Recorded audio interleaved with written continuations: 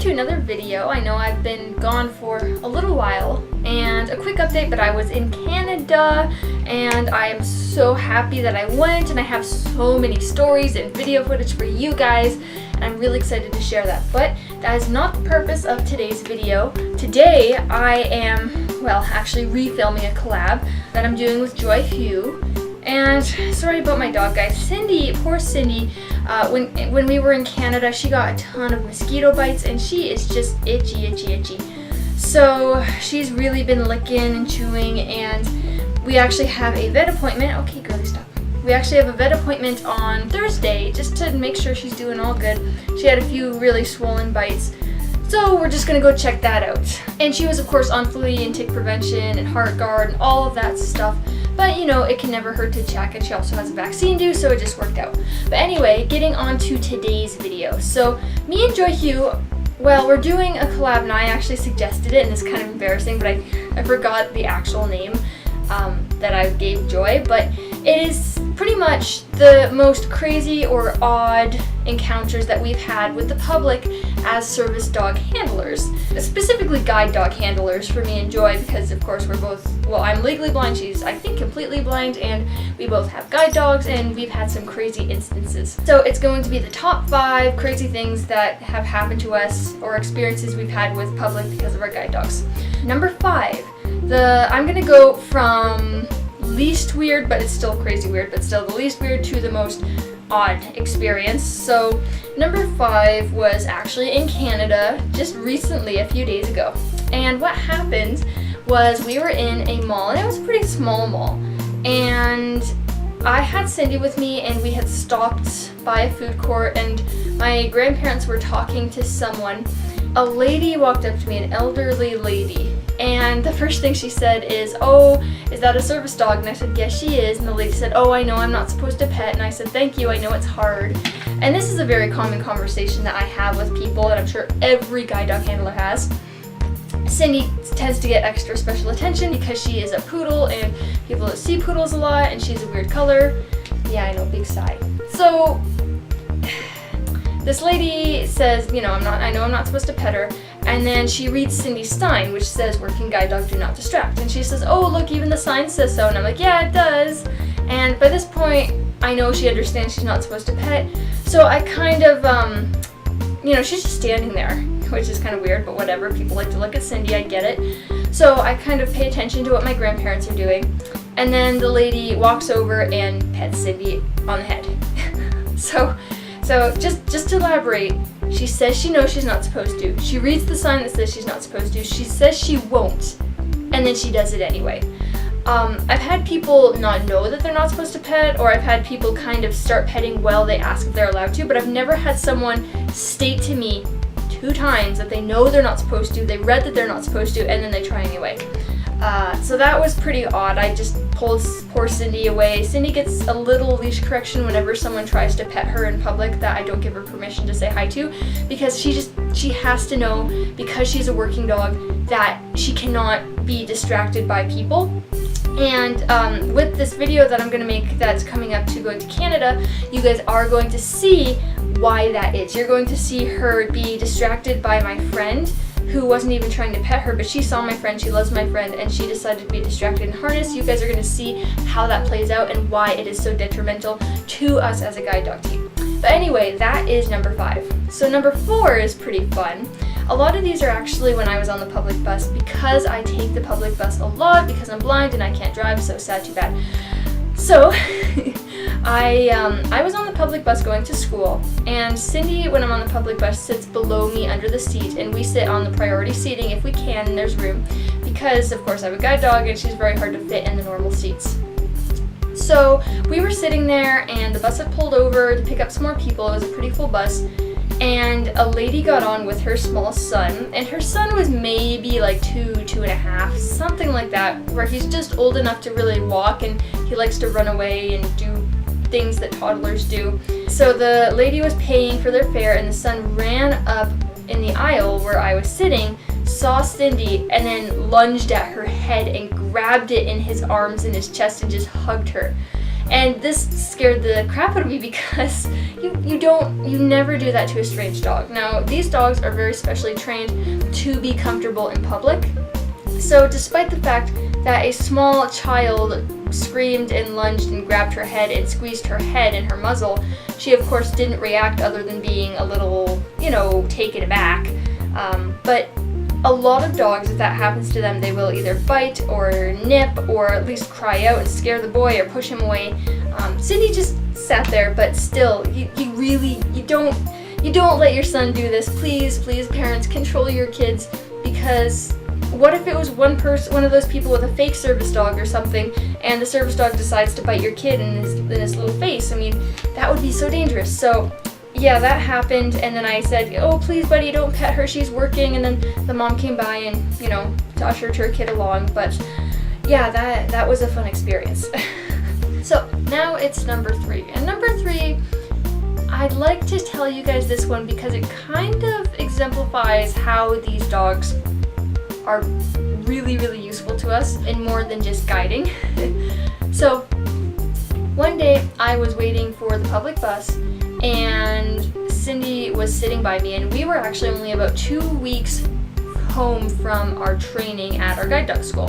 So I was a very new handler. I'm still new, but I was only 2 weeks in at the point, so very, very new and unexperienced. And we were waiting for the public bus at a bus depot, and then this guy walks up behind me, and he starts with the kind of normal questions of like, what's that dog for? And I say, she's a guide dog, I'm blind. He's like, oh, you're blind? I'm like, yes. And then the creepy question starts. So I couldn't really see him. I could tell that he sounded about maybe late 30s, early 40s. And of course I was 21, so you just don't do this anyway, but especially when you're this old. But he started, saying, oh, you're so pretty, and you should go out with me, and we should go out tonight, and you and me, girl, and just kind of for harassment. I wanted him to stop, I needed him to stop, I felt extremely uncomfortable. I was trying to give him either very clipped responses or no responses at all, and he just wouldn't leave me alone. And this happens when you live in a big city, but it is definitely scary. And Cindy was sitting by me on my left side in a downstay, and her whole head had turned around to just stare at this guy. And partway through this very unfortunate and awkward interaction, the guy asks if Cindy bites, and I said, of course, no, she does not bite. She's not allowed to bite. She wouldn't be allowed to be a service dog if she did. He kept asking me creepy questions. Cindy kept staring at him, and he kept asking, does your dog bite? And I kept saying no, and he asked, does your dog bite? And I said no, but he didn't come close to me. And after further contemplation of the incident, I realized that I don't think he came close because of Cindy, because he was obviously nervous and he obviously thought she was going to bite. And the more experienced I become as a handler, the more I've realized that people ask if she bites for 2 reasons.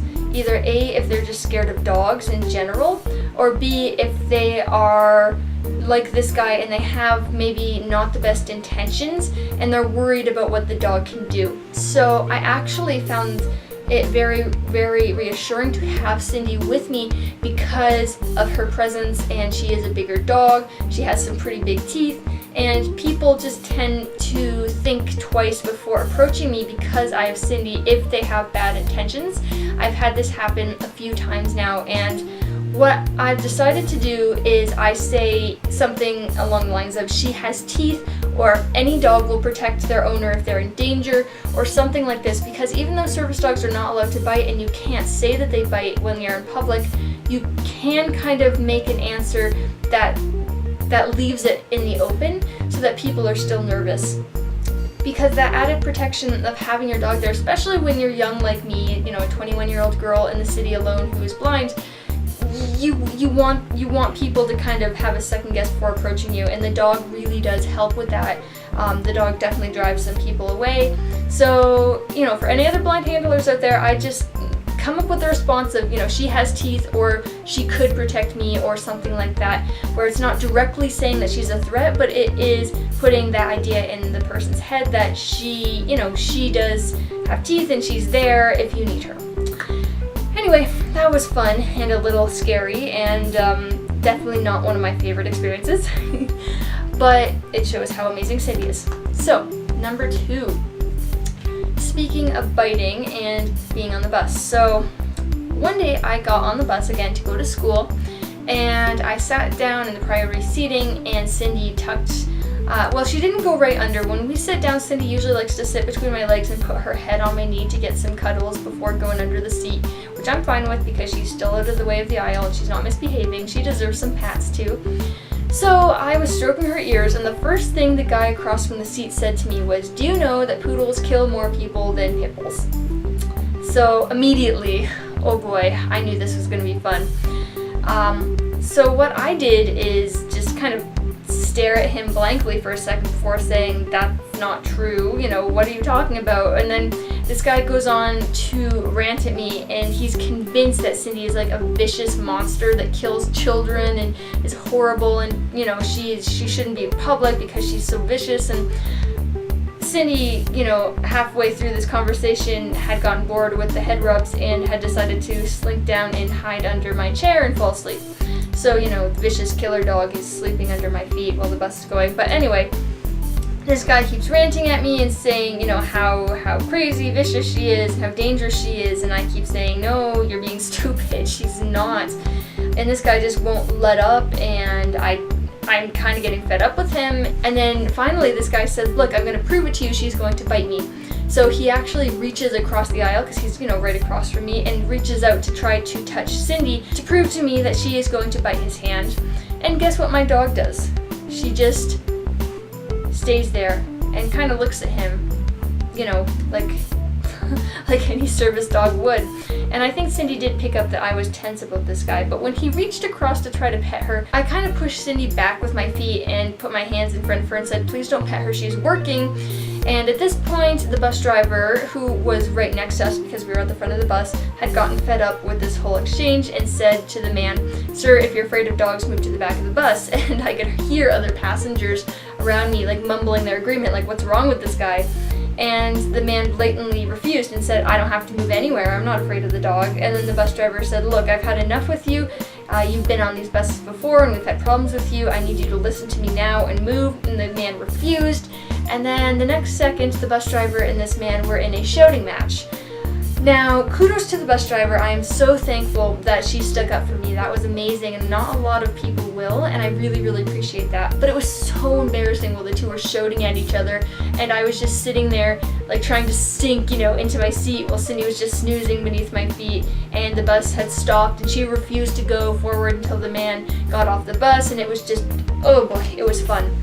So that sucked, and that was definitely an odd encounter. Eventually the bus did get moving, but the bus driver threatened that if she ever saw this guy try to get on her bus again, she'd call the police and all sorts of fun stuff.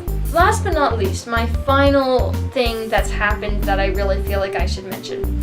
And of course it has to do with the bus. So, as I was kind of saying before, and it's fun, these are kind of tying into each other, but people sometimes are afraid of Cindy. I actually know the specialist, the front desk lady or receptionist at my disability resource center at my university is actually afraid of Cindy because she said a dog attacked her when she was young, and I totally understand that. So what we do is if she's ever by me, Cindy goes in front of me and then is either in a sit or a down stay, and the lady can pass me and we kind of get along like that. Like it's never that big of a deal. She's professional, I'm professional, and I just make sure to keep Cindy away from her.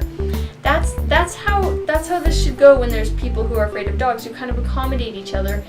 But of course, not everyone is reasonable. So one day I was on the bus and I was almost at my university actually, and Cindy was just taking a snooze under the seat as she usually does. And these two ladies, actually they were about my age, at least they sounded like, but they got on the bus and sat right next to me in priority seating, which maybe was a little odd because they definitely seemed like they were perfectly capable of sitting anywhere. But they sat in priority seating right next to me, and then the bus started moving, and one of them looked down and saw Cindy and screamed. And the other one then saw Cindy and started laughing at the other one while also screaming, and the first one put her feet up on the seat, and they just started making this huge commotion, like, "Oh no, there's a dog here, what are we gonna do? We have to go out, we can't ride on this bus, so what are we gonna do?" And it was just, they were making such a big deal out of it. Like, they were yelling at the top of their lungs. It's like, you know, those people who have to have drama. they were making drama about Cindy to the furthest extent that they could, just screaming and yelling and putting their feet up and arching away from her, and one of them went and sat on the other side of the seats, and it was crazy. So all of this happened in the span of one bus stop, because the bus stopped at the next stop, and these girls, you know, still screaming and ranting about how Cindy was so horrible, got off at the next stop and then got right back on, and then started screaming about how they paid good money for the bus and they needed to stay on the bus because, you know, it was their right and they paid money for it, even though there was a dumb dog on the bus. And then what really baffles me after all this crazy, stupid drama they did is they sat right back in the front of the bus right next to me. They didn't go to the back of the bus where there was ample room. They didn't sit in any other seat. They had to sit right next to me while still screaming about Cindy. Like why? Why would you do that? So at this point I was just fed up with them. They were screaming and yelling and just making as much fuss as they could and sitting right next to me, and it was just so dumb. And then finally we got to my stop, which luckily was only a few stops from where these girls got on, and I got up. I hadn't said anything to these girls before now. I was trying to ignore them. I got up, and of course Cindy hopped right up next to me so she could guide me off the bus, and the girls both screamed again and both put their feet up on the seat as high as their feet could go and backed themselves against the wall as we walked past. Because I don't know, this encounter baffled me so much, but they did it. So as we were walking by and they were super scared of Cindy, I was going out the door, and then one of them, sorry, Cindy's groaning over here.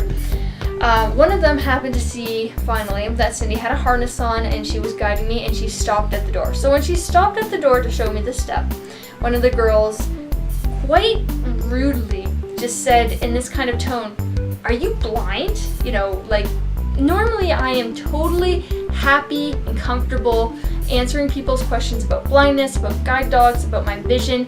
I love doing that and spreading awareness, but the way these girls acted and treated me and asked me like it was some kind of horrible disease kind of thing, it just, I'd had enough. I had actually reached my threshold. I was fed up.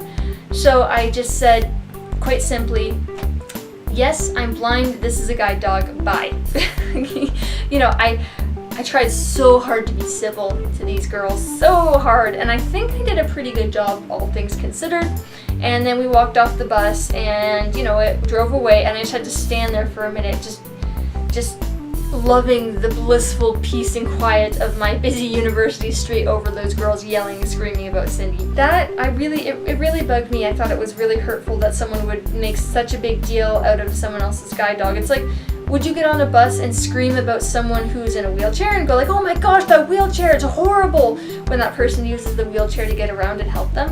Like, I understand if maybe you're afraid that the wheelchair might run over your feet and you want to sit away from it, but you don't scream and yell about someone's medical devices, right? So why would you scream and yell about a dog? If you're afraid of it, there's other options to take than to make a huge dramatic deal out of it. So that was definitely my least favorite crazy encounter from the public. And I guess I'm sorry, most of these are kind of negative. Some of them are a little funny. Some of them are just odd. But yeah, those are my top 5 odd public encounters, and I hope you guys liked it. Actually, what I'm expecting to be doing is I'm hoping every year I can make a new one of these and update you guys on all the crazy public interactions we have, because we have a lot of them. Don't we, Cindy? We have a lot of public interactions that are just crazy, and I think it really probably helps you guys to know what it's like to be a guide dog handler by hearing these, because these are all true stories and they all really happen, and the public is crazy. So if you guys would like that to happen every year, you know, have some more public updates, let me know. I'm super excited to see Joy's video, and I am going to hopefully link it down in the description when it comes out, so you guys are going to be able to go over there and check hers out too. And I hope you guys really enjoyed. Look forward to my next video, which is going to be about going to Canada. You're going to see all sorts of footage of Cindy working over there and on the airplanes and everything. So I hope you really enjoy, and I will talk to you guys soon. Thanks so much for watching. Okay, bye!